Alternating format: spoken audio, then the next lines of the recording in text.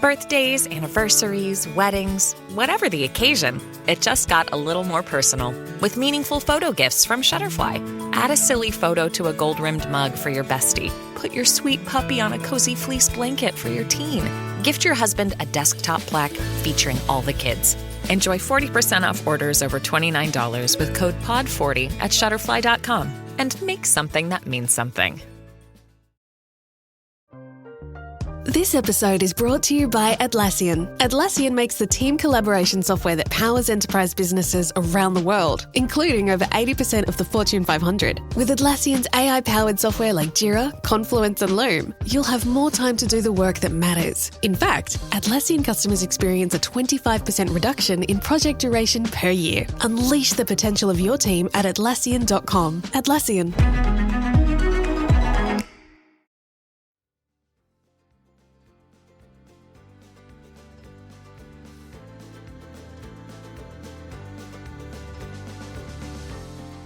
Welcome to the Sportswoman Show. I'm your host, Gabby Hoffman.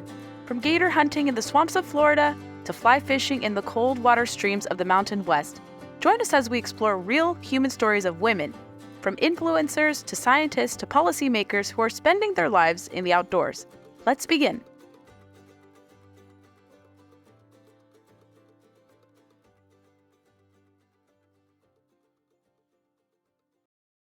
I am so thrilled to welcome my friend Nikki Boxler, the Sportswoman Show. Nikki, it's so good to catch up and have you on this format. How are you doing? I am doing great. I am so excited to be here. We've been trying to do this for a while, so it's nice to finally make it happen. And during hunting season and maple farming, so I could imagine it's a busy schedule. So I am grateful for you lending time to chat with me. I think some of the listeners might be familiar with you. If they aren't, why don't you give people a primer into your background and how you got into the great outdoors? Yeah, so as far as getting into the outdoors, so I've was born and raised, grew up on a dairy farm my entire life. So being part of the outdoors has just been ingrained in me from a very young age. Always loved getting outside, working in the woods with maple farming with my dad. And my dad's actually the one that introduced me to hunting.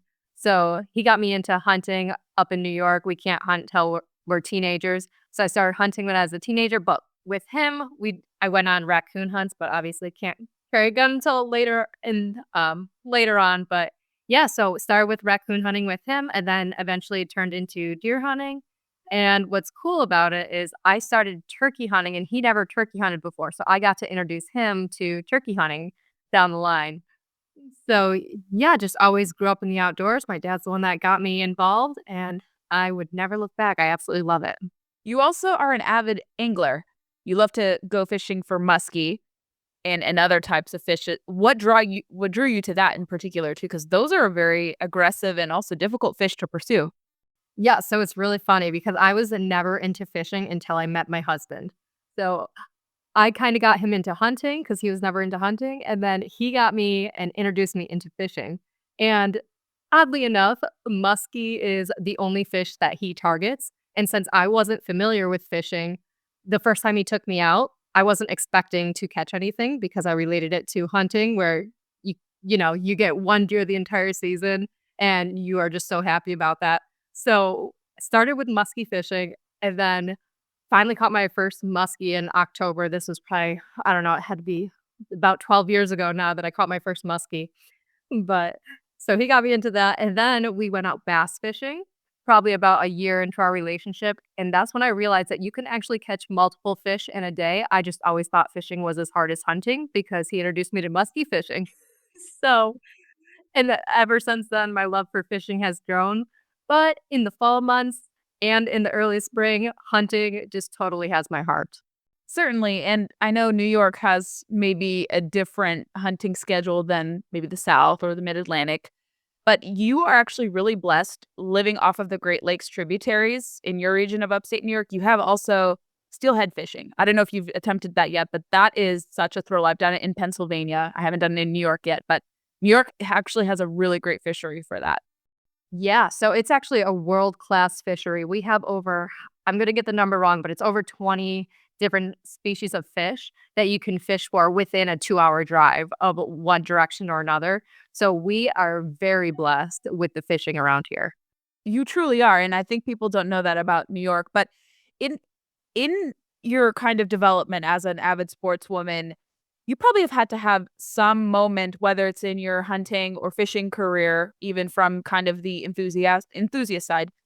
Was there one particular moment? I know you said you were fishing was solidified for you when you met your husband. He took you muskie hunting, but was there something in hunting that just really sold you on it early on in your hunting journey?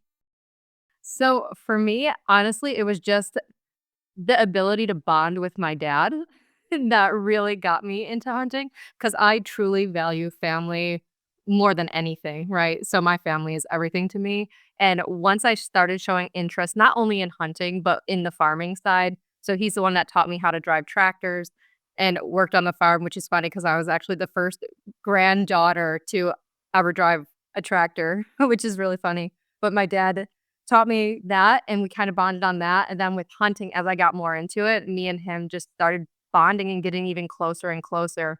And now when we hunt, I mean, we're always kind of hunt separately, but when he's in the tree stand, I'm in a different tree stand. So we're always texting each other. And then at night, we always call each other and tell each other what we saw or what was going on. So it's really just helped us stay connected and really build our relationship. And I think that's why I love hunting so much. Also, growing up, I didn't have a lot of friends. I was actually bullied pretty badly in school. So hunting was my outlet to get away from it all. Not just hunting, but being outdoors in general. So with the farming, the driving the tractors on the dairy farm, maple farming, tapping the trees, it was just my release, my way to get away from all the noise and, clear my head a bit. It is a good escape, I think, no matter what age you are and all that. But was there one particular hunt you recall with your dad that was just like, this sold me on this and I'm never going to give up? And now you have a young son and you're hoping with your husband to pass it on to him, right? Oh, definitely. I already got him his first firearms. Like, I am Aw. so excited to get him into hunting. For me, it was probably just opening day, the very first time I was the hunter myself for whitetail. I actually was very lucky and harvested my first buck on opening day, my first year as the hunter. And just my dad's like excitement and the way, like, he just seems so proud of me. My dad is a man of very few words. He doesn't really come out and say, he's proud of you or anything like that. So just like the look on his face and like how proud he was of me, or I could just feel it. So I think that is what sold me. And then just watching nature without it knowing that you're there in its natural habitat, undisturbed by people is really incredible. I always tell people all the time when I'm going out to the tree stand, I'm like, yeah, I'm actually, going bird watching or just just going out to listen to the sounds and smells of nature. Because that's really what it is. I mean, you're very lucky if you get to harvest an animal, but most of the time you're just sitting there soaking up nature and everything that God has to offer. So it's just truly incredible just to be outside. It's a luxury I think we often take for granted in this country with how many wild spaces or even on private land, private waters, how much we can do because you go elsewhere around the world and it's not that readily available. And I was reminded of this when I went to Europe recently, where there are these traditions, but it's not like as overt or as like omnipresent as it is here. It's more like a privilege over there. And especially places where, in their history, it was only for the royals and wealthy people. It's not as ecumenical or accessible for the wider public unless there's a culture ingrained. I mean, you see it a little bit more in Eastern Europe than you do in Western Europe, but like they don't have the ability to do what we do in so many ways. Like I was talking to a few people, friends of mine in Eastern Europe, and they're like, I can't own guns like you guys do. I have to register it. We have to, have these other different privileges. It's not as freely as you guys can do it. So we take a lot for granted here, I think, including our wild spaces. Oh, we definitely do. Yeah, I have cousins that are over in Switzerland and they say the same thing. It's not accessible over there like it is here. So we are very blessed. Some people might look at your profile, Nikki, and see your accomplishments, some of the brands you've worked with, and just your social media presence. You've built perhaps one of the most constant social media presences, and people might misattribute you to being an influencer. And I know we've had conversations about this. Do you consider yourself an outdoor influencer? Do you think the word is too politically charged? Does it have positive, negative connotations? Or do you kind of flip it on its head, that label, and run with it and say, yeah, I'm a good influencer. I want to influence people positively. What's your whole thought on that now, since I think we first visited that topic a while Yeah, ago? well, thank you for the kind words, first off. And I know, so my thoughts on this are actually changing, like you said. So before, I would never, ever use the word influencer because I just did not like that word. And now it's kind of funny when you say influencer, people have a different thought about it. They're like, oh, that's pretty cool. But still, to this day, I still call myself a content creator instead of an influencer because I personally, I know we're all influencers in some way. We influence people's lives, but I focus on like the content creation side of things more than influencing people, I guess. So I just like to share my life and showcase what I'm doing. A lot of the stuff like post in, you know, relatively real time. It's usually like in the same week that I'm doing it. So not necessarily in the moment, but within a short distance of when I actually filmed it. But yeah, I'm just like showcasing my life and it's really fun because it's who I am. I'm not putting on a character. It's just that's who I am and I'm just sharing what I do. And I've been very fortunate to work with some really great brands along the way. And it's kind of just right time, right place, right? I got into social media early when it was coming up. And at the time, there weren't a lot of females talking about farming or hunting. And so I had a lot of brands reach out to me right from the start because I would talk about dairy farming. At the time, I was working full time on my family's dairy farm. And then I was, hunting and I would share that as well. So very fortunate. I haven't had to reach out to brands. They've kind of found me. And I know right now it's like a very saturated place to be online. So I don't think a lot of people have that luxury nowadays, but I was very fortunate to get in early. I couldn't imagine the landscape now. And I've had companies approach me over the years, and I don't consider myself an influencer because I do like video storytelling and journalism. And some people think I'm an influencer. Maybe I do influence by education and things of that sort, but I don't have the bandwidth to create content. I don't think I could dedicate so much thought and time to like a product more than a couple seconds.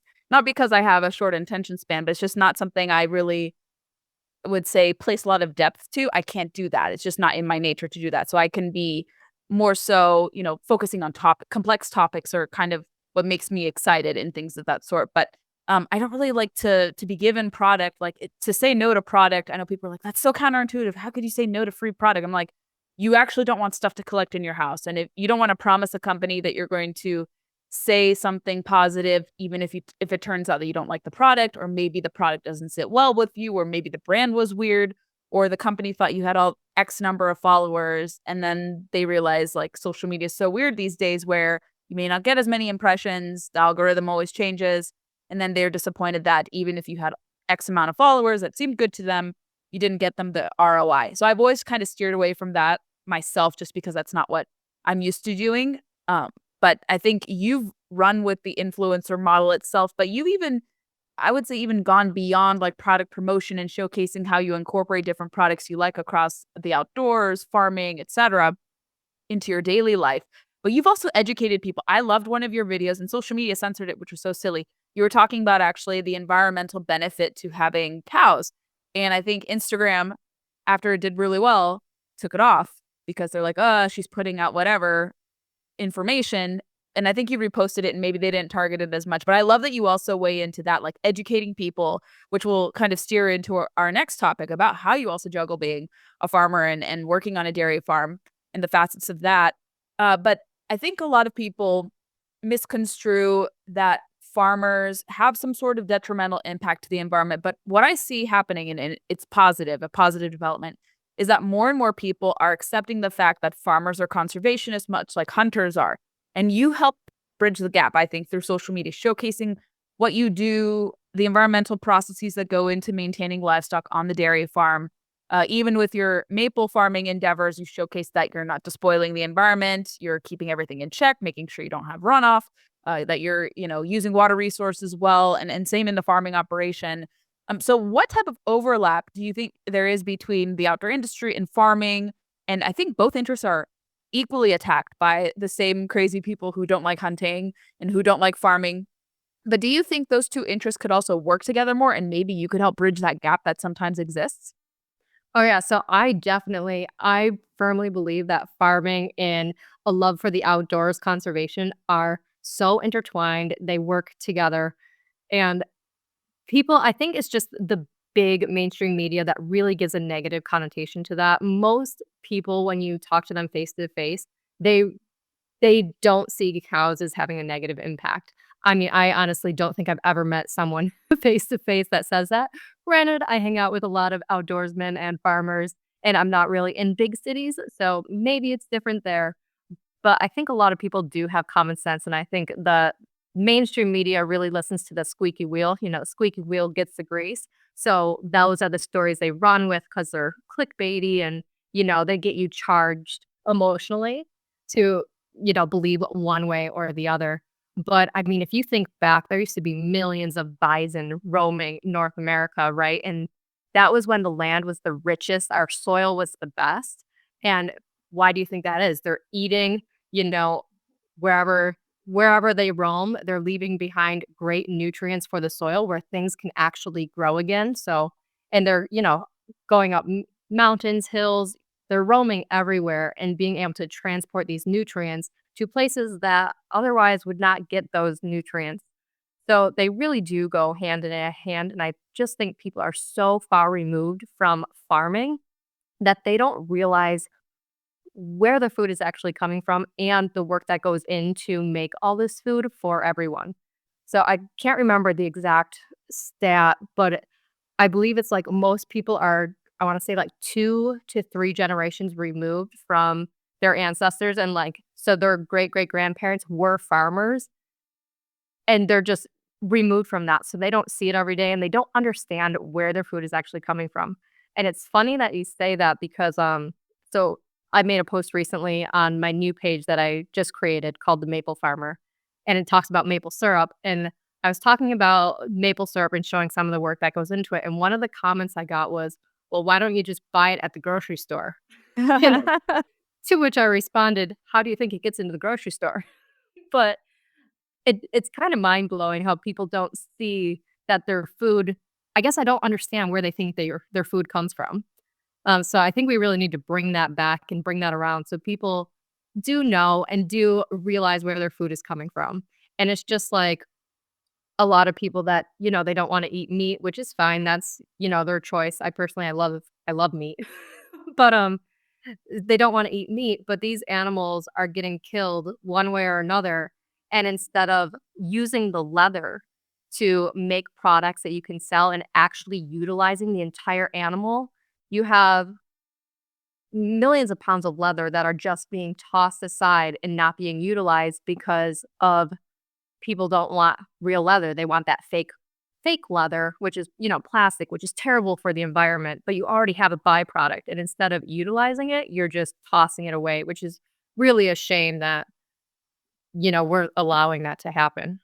I think, yeah, people are very removed from everyday processes. They think, yes, that food comes directly from the grocery store without, learning that it's actually a middleman. It's the farmers who provide the resources to which they then sell in the grocery store.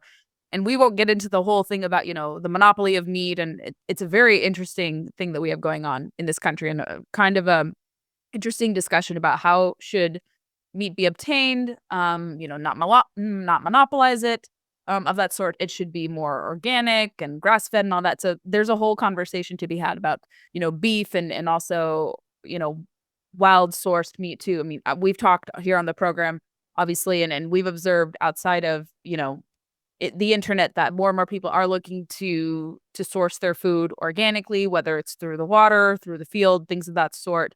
And yeah, it's really crazy to me that everyone thinks that like a fairy godmother just magically drops food and items into your perch, and then they just don't have a curiosity to know where things come from. And it's a whole, scope of things that people don't know where it comes from. But they get so irritated whenever it's funny. They buy like processed meat, chicken nuggets, let's say, for instance, that comes from Tyson's Food, for example, and they've had their share of problems.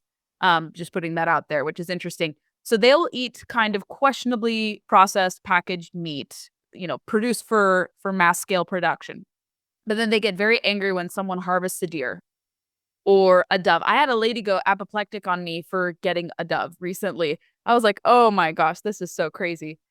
But so again, that disconnect, but then they still eat meat, but they question people who source it organically in a far less painful way, in a way that is far more healthier. And then you obviously have those monies go back to conservation. Or if you're farming, you're actually seeing those ruminants go back into the soil. You're seeing how much, the presence of livestock really does improve the land, not to spoil it. And so, yes, I do think people are just too cozy in their cities. And I live fairly close to Washington, D.C. We see this actively all the time over here. And anyone who lives close to a city can tell you that as well. But it's so perplexing to me that they don't know that there's a whole chain of operation of how everything comes. So I think you're doing an excellent job. And I don't know if you've run across this podcast yet. It's run by two females for female farmers. I think it's called Discovering Ag. I Oh, haven't yep, Discover Egg. Discover Yep, Ag. Yeah. Natalie and Tara. Yep. Yeah. I don't know if you've interacted with them, know them, but that's kind of an interesting platform that they've created to kind of demystify farming and all that industry. So I like seeing that. And I think you're in that same caliber, helping to educate people with that, which leads me to ask you more about maple farming. Before we hopped onto the conversation, you were telling me that unlike your regular social media presence, you actually attract through this Maple account people who are vegans. So tell me what led you to start advertising and showcasing more of your efforts with maple farming. Yeah, so it is wild because if you follow my account, which is Nikki Boxler, my personal account, I share mainly, Second Amendment stuff, firearms, hunting, all of that side of things. So I started the Maple Farmer, which specifically focuses on producing maple syrup production. And I just started it October 1st of this year, and it has already grown to over 17,000 followers. So it has exploded. It's grown very quickly. I still can't believe it. But I've been focusing on just providing a ton of value to my followers. So that way, what I really hope for the Maple Farmer is to encourage people to get outside and take advantage of the natural resources that they have right in their own backyard, like tapping a maple tree. Because for me, growing up, getting outside first is great for your health, great for your mindset. And then it also is really fun just to do with your family. It's a good, wholesome, traditional thing to do that it's really fun and people remember it. So that was my goal for the Maple Farmer. And my audience, it's so funny because it's complete opposite from my Nikki Boxler account. My audience on the Maple Farmer is more, of course, I do have some like outdoorsmen and hunters, but I have a lot of vegans, a lot of chefs, and a lot of like National Geographic photographers, people like that are following my account. And I actually had the guy from that created the Blue Zone book, and I think there's a whole documentary series on it. But he's liked and followed a bunch of my posts, which is really cool. At least I think it's really cool. But I'm just reaching a whole different audience, which is really fun and mind blowing. But yeah, that's just started the Maple Farmer. And what do you hope to accomplish with it? Do you guys generate sales? I know people have asked to buy your maple, but is it available for production and consumption? Are people seeking out your maple too for purchase? Yeah, so right now I have it all set up so to go to boxlermaple.com, which is my family's maple syrup business, Boxler Maple. So right now, but I'm working on building out my own website. So on this website, I will have Boxler Maple products that people can purchase. And I also will have buckets. So that way you can buy buckets so you can tap your trees right in your own backyard. So it will have products. But the main focus of the website, of course, is to generate some sales. So that way I can make some kind of income off of it or, to pay for a few things here and there. I have a barn on my property that I really want to redo. But anyway, that's kind of a side note. I really want to be the online go-to source for all things maple syrup. So maple syrup as an industry does not have a marketing arm or anything in the industry. So honey, they have actually like a national honey board that producers pay into that goes towards marketing. Where maple syrup doesn't have anything like that. It's on the producer themselves if they want to market it.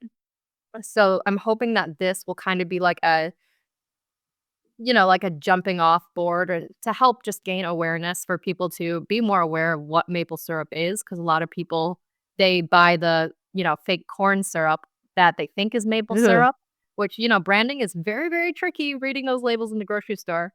But they think it's maple syrup when really they're just eating straight up terrible corn syrup. So I just really want to bring awareness, education, and then be the go-to online source that's, a family-friendly source that people can go to and find out anything that they want to know about maple syrup. Yes, you are the go-to person for that. And women might be listening to the show saying, Nikki is so fantastic, which you are. I'm not saying this simply because you're my friend, but you really offer such a unique perspective. Like I said, as a influencer, so to speak, and as someone who I would say is like a great role model for like women to be. You can have a career, you can juggle family, and you could showcase the outdoor farmer lifestyle really well. And if a woman is listening and thinking, I would like to pursue something similar, maybe go down a similar path like you, what advice would you want to lend to someone? Because everyone, of course, is going to have to forge their own path and do their own work. But what are some maybe 2 to 3 tips, quick tips that you have, Nikki, for someone who wants to do kind of what you've done, a little bit of freelancing, partnership with brands, running a farming operation? How does someone juggle successfully those things and Yeah, so create a career? first off, I would say to share the things that you actually truly love. Don't just be sharing because you're trying to get free product or anything like that. Find what you really love and who you are, and then just share that because if you're putting on a character, you're not going to be able to keep up with it. It's going to be so exhausting. So just be you. People resonate with that. And then as far as products, I personally only partner with companies and products that have the same values as me and that I absolutely love their products. So I'm already using their product before I partner with them. And I think that's the way to go because it would be exhausting and so hard to showcase a product that you don't truly love and try to get other people to get on board with it and love it when you don't actually love it. So I think that's a huge thing. And not only that, like it really builds trust. And I'm a farmer, so I came from, you know, we don't have a lot of money. So we're always kind of, watching what we buy. So I don't want people to spend their hard earned money on junk products. And that's why it's so important to me to only promote companies and products that I truly, truly love and use. So that would be my second tip. And then my third tip would be if you're doing it on social media, you've got to be consistent. So consistency is key because you can have the best video in the world, but if you just post once and then you're not going to post again for a month, it's not going to go anywhere and no one's going to see it. No one's going to learn about you or what you're trying to get across. So you really have to be consistent with your posting. That's a good piece of advice. And what would you say would be a strategy in your mind to get women to do a combination of farming and hunting? How do you get more women interested in these activities that we like to do? I don't farm as much. I appreciate farmers, but I like to go fishing and hunting, and I appreciate the contribution of farmers. But what would you say would be a great way to get women to do this? Like, set a good example on social media, encourage women to do programs. What do you think is effective in your mind? Yeah, so I think social media is an incredible place. I mean, it has pros and cons, right? But it's an incredible place to find your people and things that you're interested in. Growing up, I was always the outcast. Like I was that farm girl, and it wasn't cool back then, right? I was like that farm girl, and I didn't have like friends that were like me or that like to farm or like to do things like that. So I think social media is so incredible because it can connect you to your tribe, your people that share the same things, right? So I think, and you can learn so much there. Like it's just an incredible place, resource for knowledge. So I would start social media is a great way to get involved, get other people involved. And then also there's so many like around us, we have Cornell Cooperative Extension. I'm not sure if you have other things like that in different areas, but there's so many different resources that are local that they put on classes where you can go and learn. So they have online classes, in-person classes, all sorts of stuff. So you can learn, for instance, I'm part of a newsletter, and I think they just had courses on canning tomatoes. Um, there's all sorts of like homesteading, farming stuff. So if you're interested in that, you can learn that way if you're not from, a farming background or have friends that can introduce you to it. There's just so many ways to get involved. And another thing, if you are a female, these are great places to meet people. I have so many friends that are single and they say they can't find a guy. They're on the dating apps. But honestly, like firearms, farming, all those kind of hobbies are male dominated. And it's incredible when you go to the shooting range, how many men you will meet. So if you enjoy that stuff, get out there because you'll also meet people that like shooting and hunting, all the things that you're interested in. And that's the best place, in my opinion, to meet people. So yeah, I guess I kind of am on a tangent right now. I don't know. I wish that were true. Maybe my area that's not, because like guys find women in this area who hunt and fish and do all that intimidating. I know from firsthand experience. So Oh, it doesn't work all the time. I feel like Doesn't work DC all the is like time. its own. It is. It's its own thing. That I don't know, like every city has this problem, and it's maybe like the outdoor men have to lead by example and show the other guys like this is what you're missing out on courting women. So I'm hoping there's going to be some sort of turnaround. But yes, women do like manly guys, as an aside. And that's it's a good way for socializing, for romance, or for not, um, as you said. But maybe the outdoor guys will help restore faith in humanity all across the board, in addition Yeah. to the outdoor women. Because the cool thing is if there's other females there, like you're instantly best friends pretty much, right? Yes. Yes, it's easier to make female friends than it is to date men Oh, these days, which is which sad. is crazy because it's so hard to make friends in general. Maybe it's just because I'm Yes. getting older and I'm a mom or something now, but it is so hard to make friends in general. It's But the wild. outdoors is a great way. I mean, hunting, shooting, sports, fishing, whether it's creating friends for a lifetime, maybe meeting your life partner. It absolutely is true. And it should work for most of us in the end to have that be the fuse to connect things. Yes. No, one day, one day. But Nikki, if everyone listening wants to connect with you, follow all of your social media accounts, support your business, where would you like to send them to? Yeah, you can find me at Nikki Boxler across all social media platforms. Also the Maple Farmer, which I just launched, where I just talk about maple farming. And if you want to buy some maple syrup, go to boxlermaple.com. Excellent, Nikki. This has been a pleasure. You are such a resource and a wealth of information on all of this. And I encourage everyone to connect with you, support you. You have such an entertaining page. I love seeing your stuff. And I hope at some point we can get together again in person. We're not too far away from each other, a couple states over.